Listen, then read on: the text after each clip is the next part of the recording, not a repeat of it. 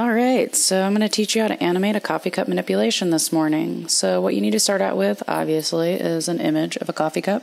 It needs to be an image shot from above the coffee cup, preferably with coffee in it, but if not, it's not a huge issue. All right, so the first thing we need to do is create the base for our mask. So I'm going to come in here. There's two ways to do this. Well, there's lots of ways, but I'm going to show you two ways to do this. You can use quick select. Kind of just, that looks pretty good. And then I need to create a solid color adjustment layer. We are not going to be murdering any pixels in our Photoshop today. So it looks pretty good. The edges aren't perfect. That's not the end of the world. Let's say it's not selecting properly, or you don't have any coffee to select. It's just a cup.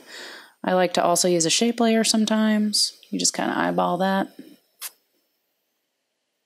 It doesn't really matter which one you go for. I actually tend to use a shape layer more often. There we go. That looks pretty good. All right, so whichever one you're going to choose, it doesn't really matter. I'm going to go for the shape layer, so I'm just going to delete that other layer out. And then what we need to do next is add in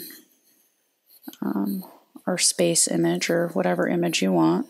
It needs to be above your mask. Always has to be above your shape layer. And what we're going to do is I right-clicked and I'm creating a clipping mask. And what that's going to do is that's masking this into the shape layer below it. I'm going to resize it because I've obviously done this before with this exact image. Usually there's a lot more tinkering, but I've made this before. I kind of want it in the center. That looks pretty good.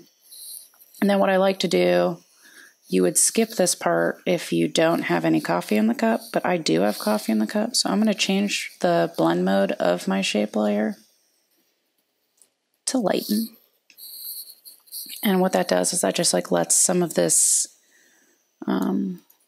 coffee come through the little bubbles. I like the reflected light. It just helps make it look more liquid and help the effect look more realistic, even though obviously I do not actually have a universe in my coffee cup.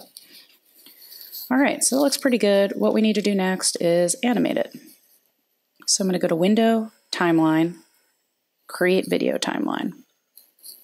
And then the only part of the image we're going to be animating is going to be the space layer. So I'm going to click this little caret, and then I'm going to click this little time, what are those, stopwatch?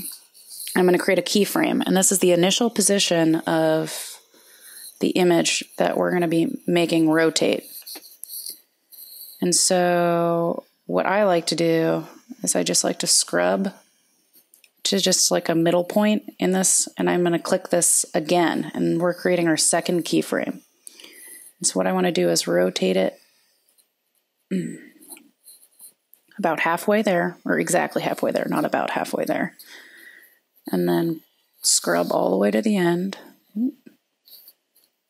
Select another keyframe, and I want it to be back in the initial position. Boom. I'm going to hit spacebar. Let's see how this looks.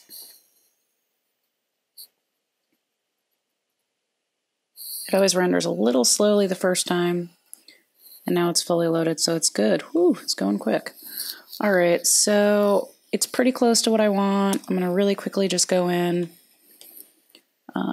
It's a little too close to the edge for my liking, so I'm just gonna, I like to use a really, really soft brush and just kind of go around the edge.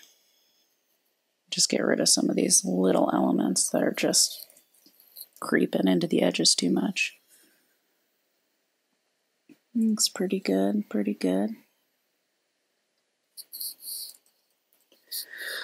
So obviously you go back and forth, you tinker. Once you have an animation that you really like,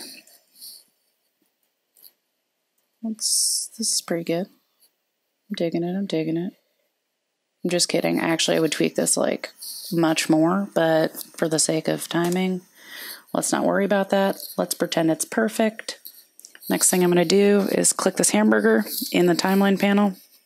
top right, render video. I like to use these settings.